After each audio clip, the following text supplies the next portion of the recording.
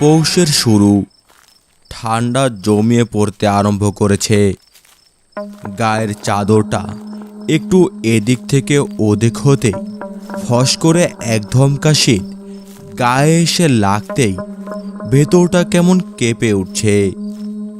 আমি হরিরাম, পেশায় একজন চিকিৎসক। শহরের ভালো হাসপাতালে ডাক্তারি করার সুযোগ হলেও আমি সেখানে থাকিনি। চিকিৎসক হয়ে চলে আসি আমার জন্মভূমিতে, দুবলার চরে। এখানে গ্রামের সহজ সরল গ্রাম্য মানুষদের অল্প খরচে চিকিৎসা দিয়ে থাকি। এই যেমন এত রাতেও এই ঠান্ডার মধ্যে বিরামপুরের নসিহরণ বুড়োকে দেখে আসছি। এই পথ ধরেই আর মিনিট 30 হাঁটলেই আমার বাড়িতে পৌঁছে যাব। কিন্তু যে পরিমাণ ঠান্ডা পড়েছে, হাত পাগুলো যেন আস্তে আস্তে অসাড় হয়ে যাচ্ছে। পথ যেন ফুরোচ্ছেই না। এরই মধ্যে ন্যাপলার চায়ের দোকান নজরে আসলো। দূর থেকে ন্যাপলা আমাকে দেখতেই বলল, ও ডাক্তারবাবু, ডাক্তারবাবু, একটু এদিকে আসুন, এক কাপ গরম চা খেয়ে যান। বাড়ি যেতে যেতে তো শীতে বরফ হয়ে যাবেন। ন্যাপলা অবশ্য কথাটা মন্দ বলেনি। এমনি চললে ঠান্ডায় বরফ সত্যি সত্যি হয়ে যাব। আসছি রে ন্যাপলা, এক কাপ কড়া করে চা বানা আমার জন্য। এই কথা বলে আমি ন্যাপলার চা দোকানের ভিতরে ঢুকে গেলাম। কোনায় একটা বেঞ্চিতে বসতেই ন্যাপলা বলল, ডাক্তারবাবু, শুধু কি চাই খাবেন নাকি দুটো বিস্কুট দেব? না, আর অন্য কিছু কি খাবো? নসিহরণের বাড়িতে নাস্তা খেয়েছি, তুই শুধু চাটাই দে। ও, ওই বুড়োকে দেখতে গিয়েছিলেন? হ্যাঁ, বাঁচবে না আর বেশি দিন মনে হচ্ছে। একদমের উপরে রয়েছে। দোকানে আরও দুজনকে বসে থাকতে দেখলাম। দুটো ছোকরা জমিয়ে গল্প আড্ডায় মেতে রয়েছে। এরই মধ্যে ন্যাপলা চায়ের কাপটা আমার সামনে এনে রাখলো।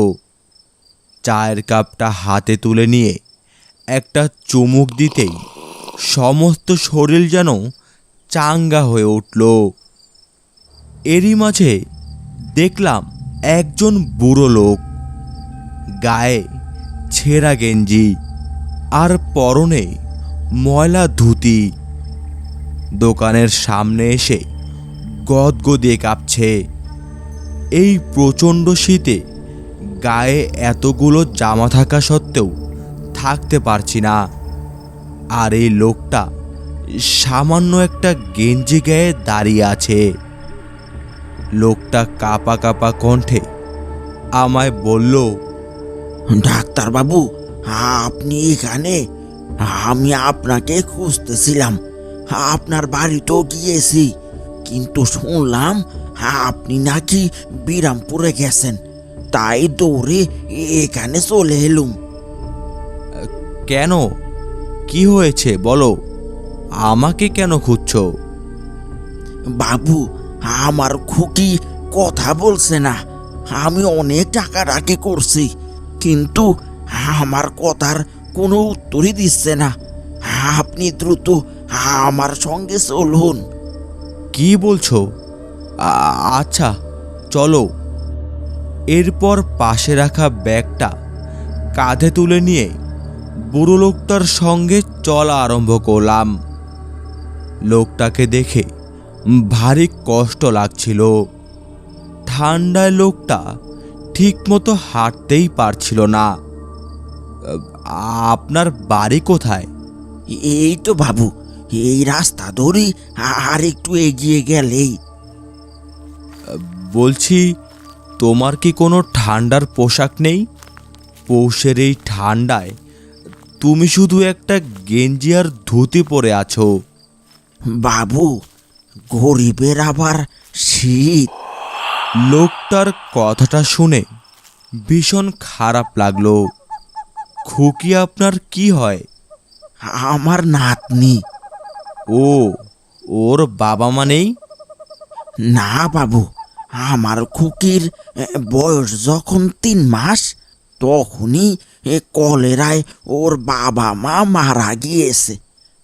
এখন ওকে দেখার মতন আমি ছাড়া আর কেউ নেই। ওই যে বাবু, এটাই আমার বাড়ি। এই ঘরেই আমার খুকি শুয়ে আছে। এটা তোমার বাড়ি? এটা তো পুরো ভাঙাচোরা ঘর। এটা তো একটা ঝুপড়ি ছাড়া আর কিছুই না। এখানে তোমরা থাকো কি করে? আমি এই কথাটা বলে লোকটার দিকে তাকাতেই দেখি লোকটা আর নেই। কিছুক্ষণ আগেও যে লোকটা আমার সঙ্গে দাঁড়িয়েছিল, এখন সে আর এখানেই নেই। রীতিমতো যেন হাওয়ায় মিলে গেল। এই শীতেও আমি যেন ঘেমে উঠছিলাম। একবার ভাবলাম এখান থেকে চলে যাই, কিন্তু সেই মেয়েটার কথা ভেবে আর ফিরে যেতে পারলাম না। আমি আস্তে আস্তে সদর্পণে সেই ঝুপড়ির মধ্যে ঢুকে গেলাম। ঘরটা এতটাই ঠান্ডা হয়েছিল, আমি যেন রীতিমতো কাঁপছিলাম। ঘুটঘুটে অন্ধকার সেই ঘরে আমার হাতে থাকা টর্চটাই এখন একমাত্র ভরসা। মেঝেতে দেখলাম দুটো কলাপাতা দিয়ে কি যেন ঢেকে রাখা।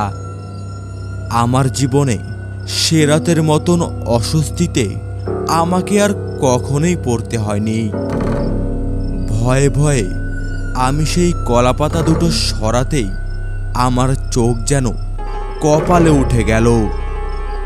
দেখলাম সেখানে শুয়ে রয়েছে আমার সঙ্গে পুরো রাস্তা ধরে আসা ওই বুড়োটা, আর তার বুকে মাথা দিয়ে শুয়ে রয়েছে 2 বছরের একটা বাচ্চা মেয়ে। আর বলা বাহুল্য, দুজনই মৃত। ঠান্ডায় জমে শক্ত পাথর হয়ে গেছে। কিন্তু এই বুড়ো লোকটা তো পুরোটা রাস্তা জুড়ে আমার সঙ্গেই ছিল। আমাকে দোকান থেকে ডেকে নিয়ে আসলো। আমার মাথাটা যেন ঘুরতে আরম্ভ করলো। আমি ভয়ে ঘর থেকে বেরিয়ে দৌড়তে যাব, আর ঠিক তখনই, ও ডাক্তার বাবু, কোথায় যাচ্ছেন? আমার খুকিকে বাঁচান, ও যে ঠান্ডায় জমে যাচ্ছে। মনেবিহীন চোখ আর সাদা ধবধবে ফ্যাকাশে চেহারা নিয়ে কথাগুলো বলল সেই বুড়োটা। এই, তোমরা তোমরা তো জীবিত নেই, তাহলে তোমরা কি করে কথা বলছো? কে বলেছে আমরা জীবিত নেই? এদিকে আসুন না, আপনার ঝোলা দেখি একটা ওষুধ খাইয়ে দিন আমার খুকিকে, ও ভালো হয়ে যাবে। আমার খুকি যে ঠান্ডায় জমে যাচ্ছে। আমি অবস্থা বেগতিক দেখে সেখানে আর এক মুহূর্ত দাঁড়ালাম না। হাতের ব্যাগ, টর্চ সব কিছু ফেলে এক দৌড় দিলাম। সেই ঝুপড়ি থেকে ন্যাপলার চা দোকান যেতে আমার যেন 5 মিনিটও লাগলো না। সেখানে ওর দোকানের সামনে গিয়ে হাঁপাতেই ন্যাপলা বলল, বাবু, কি হলো? আপনি এরকম হাঁপাচ্ছেন কেন? ভেতরে আসুন, আপনাকে জল দিচ্ছি। আমি ভিতরে গিয়ে বসতেই ন্যাপলা আমাকে 1 গ্লাস জল দিল। আমি ঢক ঢক করে খেয়ে নিলাম। বাবু, কি হয়েছে বলুন তো? কিছুক্ষণ আগে যেই বুড়ো লোকটা আমায় ডেকে নিয়ে গেল সে আসলে জীবিত নয়, ও মৃত। ওর আত্মা এখানে এসেছিল। বাবু, আপনি কার কথা বলছেন? এখানে তো কেউ আসেনি। আপনি তো একা একাই কথা বলছিলেন, তারপর কাউকে কিছু না বলি দোকান থেকে বেরিয়ে হন হন করে হাঁটা শুরু করলেন। আমি পিছন থেকে আপনাকে কতবার ডাক দিলুম, কিন্তু আপনি তো আমার কথা শুনলেনই না। কি বলছো? এখানেই তো, তোমার দোকানের সামনেই তো লোকটা দাঁড়িয়ে আমাকে ডাকলো। না বাবু, আমরা সবাই দেখলাম কোনো লোকই তো এখানে ছিল না। আচ্ছা বাবু, আপনি কার কথা বলছেন? লোকটার বাড়ি কোথায়? এই তো, এই রাস্তা ধরে সোজা উত্তর পাশে কলা বাগানটা পার হয়েই একটা ঝুপড়ি মতন ঘর। বাবু, আপনি দেখছি নিশিপালের কথা বলছেন। ওর নাতনির নাম খুকি। হ্যাঁ, খুকি। ওই লোকটাও তো এই কথাই বলল। বাবু, নিশিপাল মারা গেছে আজ থেকে 2 বছর আগে। কি? হ্যাঁ বাবু, 2 বছর আগে এমনই এক ঠান্ডার সময় ঠান্ডা পোশাকের অভাবে ঠান্ডায় জমে মরে পড়েছিল ওরা দুজন। নিজের পোশাক নেই, তা ওর নাতনিটার জন্য ওর কাছে একটা ঠান্ডা পোশাকের জন্য খুঁজেছিল, কিন্তু কেউ দিতে পারেনি। আপনি তো জানেন আমাদের গ্রামের অবস্থা, নুন আনতে পান্তা ফুরোয়। কে করবে কার উপকার? আপনার মতন এমন ভালো মানুষ কজন আছে বলুন তো? নিজের টাকা দিয়ে এত পড়াশোনা করে এখন গরিব মানুষদের বিনামূল্যে চিকিৎসা দিয়ে বেরোচ্ছেন। সবাই আপনার মতো না বাবু। কারো মন আছে তো টাকা নেই, আবার কারো টাকা আছে কিন্তু কাউকে দেওয়ার মতন মন নেই। ন্যাপলার এই কথাগুলো শুনতেই নিজের অজান্তেই আমার চোখ দিয়ে অঝরে জল পড়তে আরম্ভ করলো। আসলেই এখনো এই পৃথিবীতে কত জায়গায় এই ঠান্ডায় মানুষ কষ্ট পাচ্ছে, অনেকে ঠান্ডায় মারাও যাচ্ছে।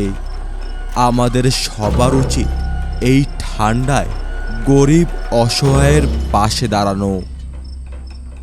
গল্পটি ভালো লেগে থাকলে ভিডিওতে লাইক এবং চ্যানেলটি সাবস্ক্রাইব করে আমাদের পাশেই থাকুন।